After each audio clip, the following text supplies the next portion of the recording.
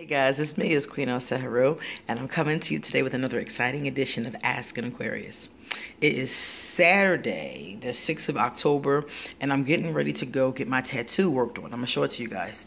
This, I don't know if you guys can see it good, but this is my last tattoo. It is Lord Ganesha. And it needs a little bit of fine tuning before it be perfecto. So I'm waiting for my friend to get ready.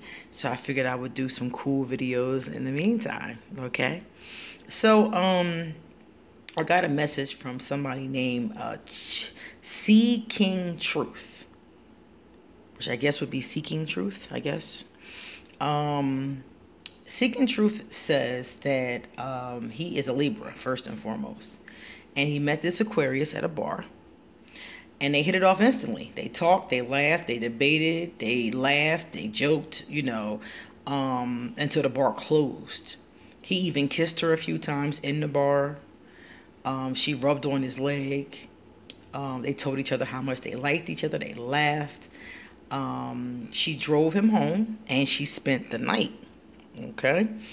The next morning, she was stretching. He gave her a massage. He rubbed her back. He rubbed her feet with shea butter. And, she really seemed to enjoy it. She cuddled with him. And then she said that she has a child, so she had to go home, obviously. And he gave her a bottle of water and an apple, which was very sweet for her drive home. And she hung around. She made sure she had his number. And she even texted him when she got home, and she thanked him for taking care of her and, having a good time, 2 days later, the Libra texted her to see if she was free the next week. She didn't respond. This is some real Aquarius shit. Y'all know where this is going, right? 2 days later, he called and left a voice message. No response. So he wants me to tell her what the hell is going on. Why did this go down? Then he said, update, that she responded to his text and said she might have given me the wrong impression. And she thinks I'm cool, but she is not looking to date anyone right now, but hopes we can still be cool. So the Libra is like, what in the hell is going on with this Aquarius? Okay, so this is my thing. Aquarius are either in one or two categories. We're in the available category or the unavailable category. We decide during the course of the conversation or before if we're available or not. Okay? This Aquarius is unavailable. Either she has something going on, but she's physically, emotionally, mentally, spiritually unavailable. That's what you're looking at here. She does like you. She likes you a lot, because she wouldn't have done all those things with you if she didn't like you. She wouldn't have even drove you home. She wouldn't have left the bar. She wouldn't have even kept talking to you at the bar if she didn't like you. But she's unavailable. There's something about her that's unavailable. Either she has somebody, she's hurt by something, she's dealing with something. There's something that makes her unavailable, or something about your vibration with her that she's thinking it can't go any further. Let me give you an example. A long time ago, I met a woman at a fair. I really liked this woman. She was a tomboy kind of woman. Normally, I like feminine big gals. That's my thing. Love me a feminine big gal. But this woman wasn't a big gal, and she wasn't feminine. But I liked her vibration. We laughed. We talked. I had some crystals with me because I was doing readings at the fair. So I was walking around handing out these crystals, giving people free crystals. They were just little teeny ones, and telling them what they meant. Just a way to strike up conversation and talk to people and hand out business cards. So I was doing this, and this woman came up to me, and we started to talk about crystals, and we were laughing, we were joking. We talked for a while, and I really liked her. She really liked me. During the course of the conversation, she told me that she was an ex-addict. Okay?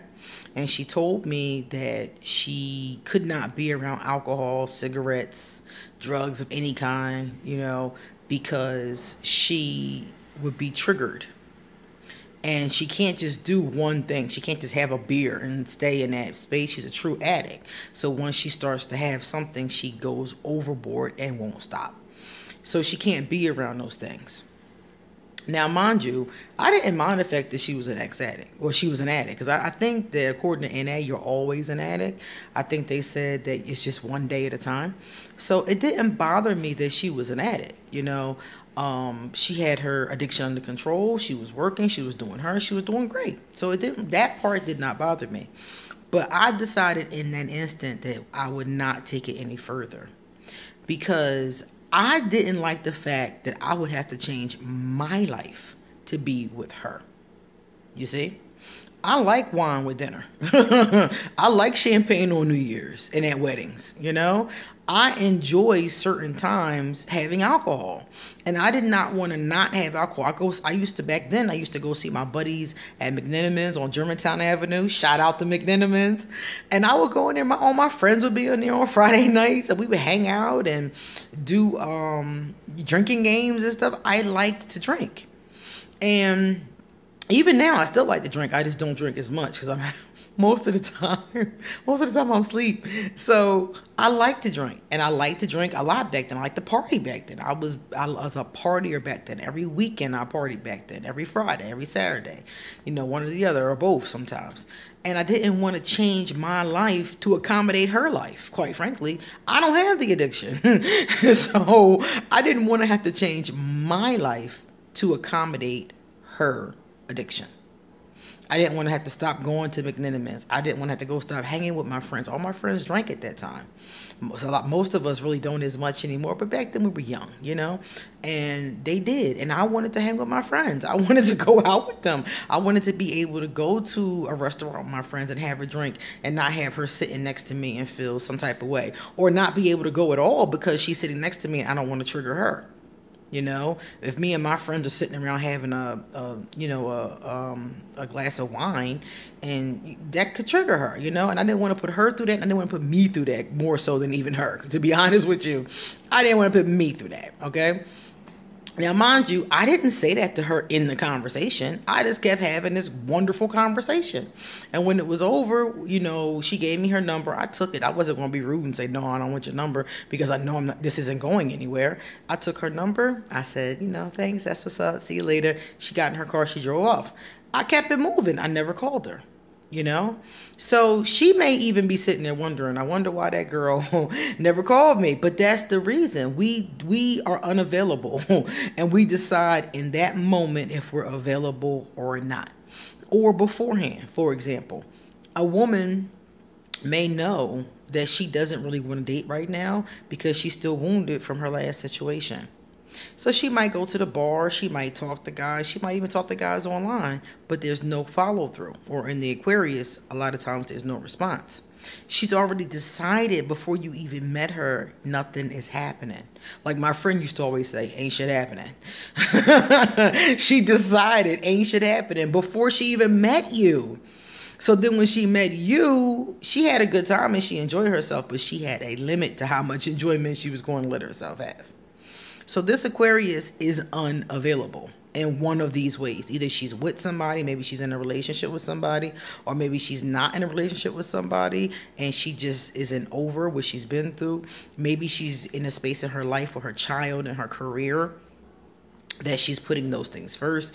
It's a lot of different reasons why, but the bottom line, when any of you go through this with an Aquarius, when any of you have this situation, think about available, unavailable. Those are the only two things. An Aquarius is either available or we're unavailable. If we are available, we will pursue you. We'll call you. We'll respond to you, especially a Libra. Oh, love our Libras. We love our Libras. So we're going to respond to you. You know, we're going to talk with you. We're going to enjoy the conversations with you and probably start to see you. But if we're unavailable, we're not going to tell you in most cases we're unavailable. That's the thing about the Aquarius.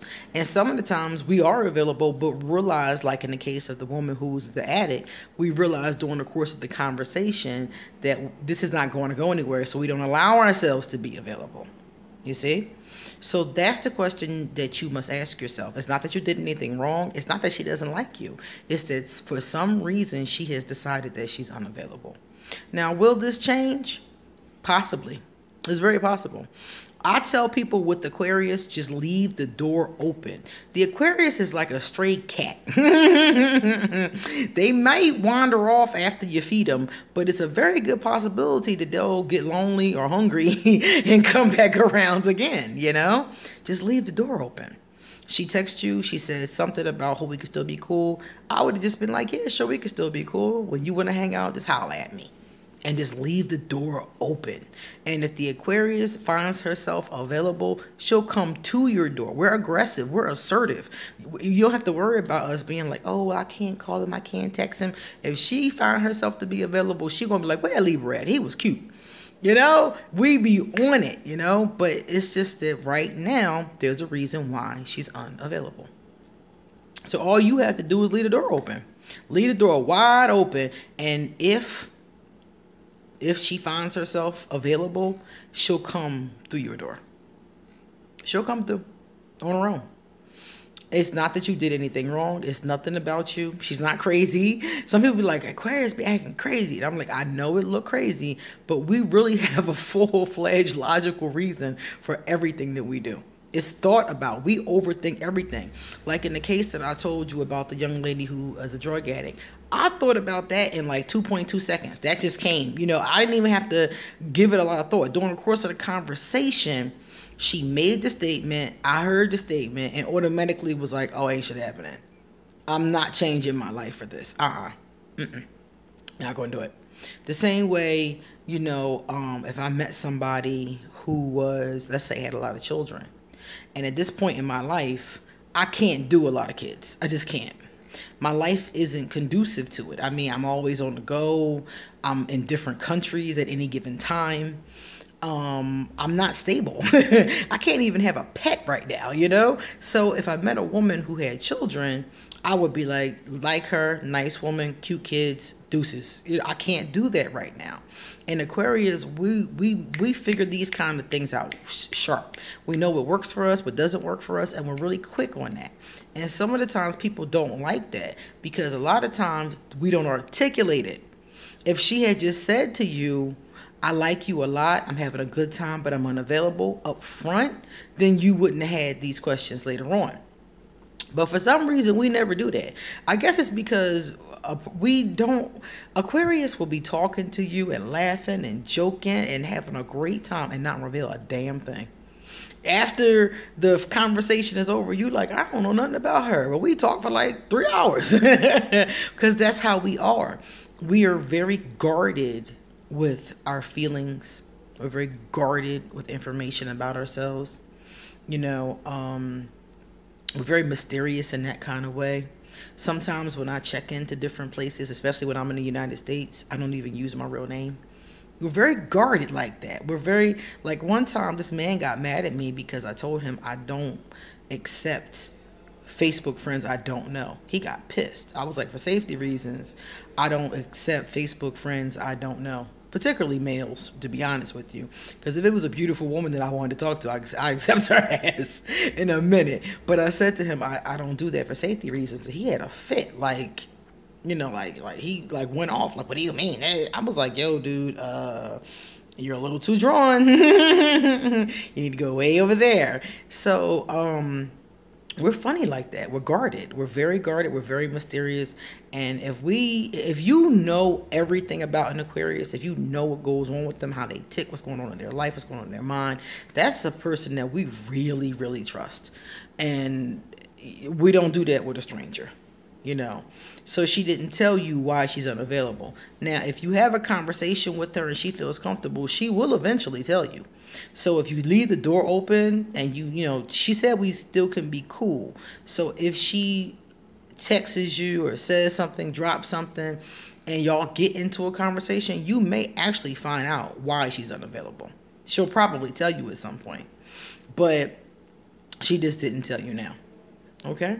So that's where you're at. Leave the door open. When dealing with Aquarius, just leave the door open. That's all you got to do. We'll come back on our own.